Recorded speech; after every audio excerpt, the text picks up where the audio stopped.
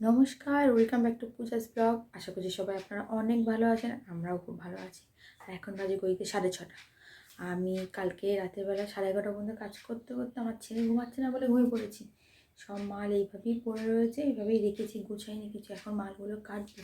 আর আমি উঠেছি 5টার সময়, ভেবেছিলাম 5টার সময় উঠবো।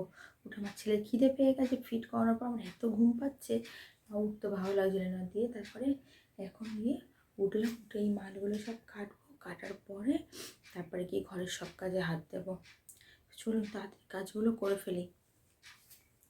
তারপরে আমি এই যে মালগুলো মানে লাইলিনগুলো কালকে রাতে কেটে রেখেছিলাম, আর কাপড়টা কাটার সময় পাইনি। তো এই কাপড়গুলোই এখন সব এই যে কাটছি। এখানে প্রায় রয়েছে 8টা ব্লাউজ। তো 8টা ব্লাউজ কাটতে তো আর এইটুকুনি টাইম লাগে না, অনেকটা টাইম লাগে। অনেকক্ষণ ধরে প্রায় 1 ঘন্টার ওপরে এই মালগুলো সব কাটলাম। কাটার পরে এই যে আমি চলে এসেছি এখানে পাখিকে খেতে দিতে। তো এই যে তাড়াতাড়ি করে পাখি খেতে দিয়ে আমি জলটা একটু খেলাম, খেয়ে ঘরটা ঝাঁট দিয়ে নিলাম। ঘরটা ঝাঁট দিয়ে তো ঘরটা এই যে পরিষ্কার করে মুছে নিলাম প্রতিদিনের মতোই। তো ঘরটার মুছে আমি স্নান করতে গেলাম। স্নান টান করে এসে ঠাকুরের বাসন মেজে আর এই যে পুজো দিতে বসেছি। আর আমার ছেলে এখন মানে জেগে জেগে রয়েছে, একটু আওয়াজ করছে। তো আমি আর কিছু মানে পাত্তা দিচ্ছি না, পাত্তা দিলেই কোলে নিতে হবে।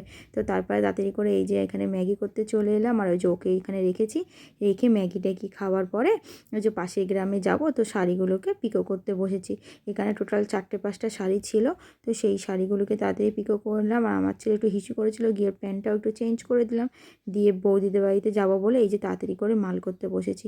তো একটা মাল করলাম, করার পরে এই যে ওকে কোলে কোলে নিয়েই একটু কাঁদছে বলে আমি বললাম জামা কাপড়গুলো তাহলে ভিজিয়ে দিই।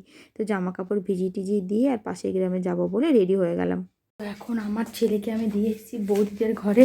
আর এখন আমি এই যে যাচ্ছি 2 ব্যাগ মাল নিয়ে পাশের গ্রামে দিতে। ওকে এখন স্নান টান করিয়ে খাইয়ে দিয়ে ঘুম পাড়িয়ে দিয়েছি। এসে আবার নিয়ে আসবো, এক্ষুনি চলে আসবো। চলো তাড়াতাড়ি করে ঘুরে আসি। তো আমি এই যে তাড়াতাড়ি করে বেরিয়ে গেলাম পাশের গ্রামে যাব বলে। তো পাশের গ্রামে গেলাম, মাল দিলাম, বৌদির ঘরে ব্লাউজ দিলাম, যেখানে শাড়ি দিই শাড়ি দিলাম।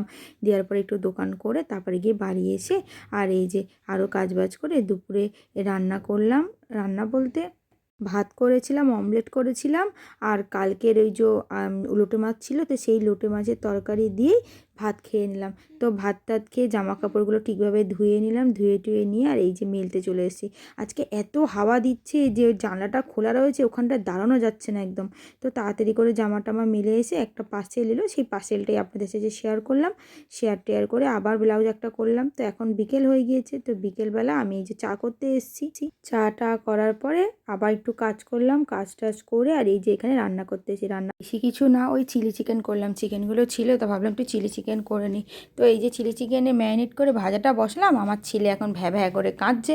তো আর কি করব, এবার আমি ওকে কোলে কোলে নিয়ে এলাম। তো এবার দেখি থামছেই না, তা রান্না করব, তো আবার ব্যাগে করে বেঁধে নিলাম। তো বেঁধে নিয়ে আর এই যে সব রান্নাটা কমপ্লিট করলাম। কমপ্লিট করার পরে আমি খেলাম, খেয়ে বাসন মাজলাম, আরও অনেক কাজ করলাম ঘরে, সেইগুলো আর ভিডিও করার সময় হয়নি। তো এত কিছু করার পরে তারপরে গিয়ে আমার ছেলেকে খাইয়ে দাইয়ে সব কিছু কাজবাজ করে তারপরে গিয়ে শুলাম। তাও আজকে শুতে শুতে বেজে গেছে প্রায় 11:30 11:15। তো ভিডিওটা আজকে আমি এখানেই শেষ করলাম। ভিডিওটা কেমন হয়েছে জানাতে ভুলবেন না।